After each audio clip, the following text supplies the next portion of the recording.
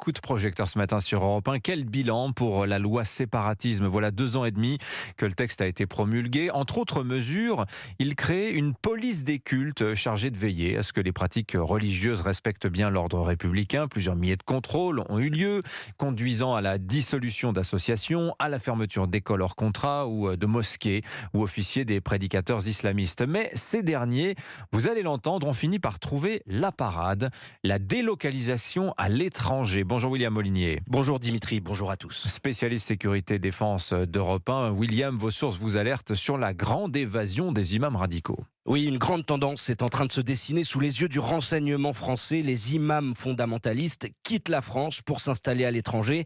Les islamistes ont compris qu'ils risquaient la prison s'ils allaient trop loin dans leur prêche publique. Et c'est désormais depuis les pays du Golfe ou d'Afrique francophone qu'ils lavent les cerveaux des jeunes Français avec des discours radicaux, accessibles en ligne à n'importe qui, et ce, depuis n'importe quel endroit du territoire français. Alors concrètement, comment procèdent ces prédicateurs délocalisés, William? Eh bien, de deux manières. La première, en proposant des cours en ligne, une sorte d'enseignement, selon les prédicateurs, à l'islam authentique. Et tout se passe sur Internet à travers des visioconférences en direct. Il faut évidemment s'inscrire au préalable. Exemple, avec cette vidéo sur YouTube, écoutez cet imam, il explique comment quitter la France, qualifiée de terre de mécréance. Donc la hijra, l'hégire, qu'est-ce que la hijra? C'est une adoration noble et très importante pour le musulman, qui est donc le fait d'émigrer d'une terre de mécréance vers une terre d'islam, avec bien sûr pour but de pouvoir pratiquer sa religion et sa foi de manière complète. Terre de mécréance, le mot est important parce que c'est une expression phare des islamistes. Autre façon de recruter, cette fois-ci en présentiel, par exemple un voyage de 6 jours à Médine en Arabie Saoudite.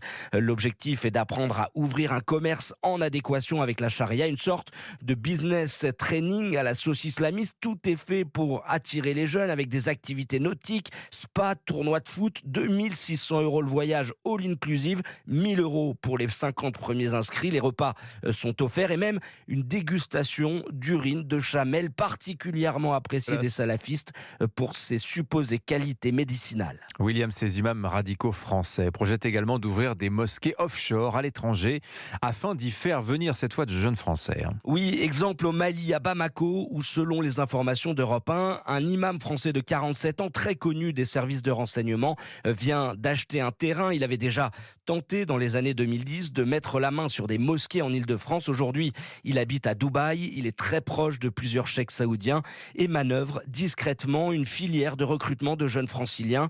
Il les envoie se former à l'islam radical à Bamako. Certains des formateurs sont d'ailleurs inscrits au fichier des radicalisés, le FSPRT. Est-ce qu'on a les moyens en France, William, de contrer ce phénomène? Eh bien, c'est toute la limite de la loi sur le séparatisme. Elle ne s'applique qu'aux propos ou aux enseignements délivrés sur le territoire français.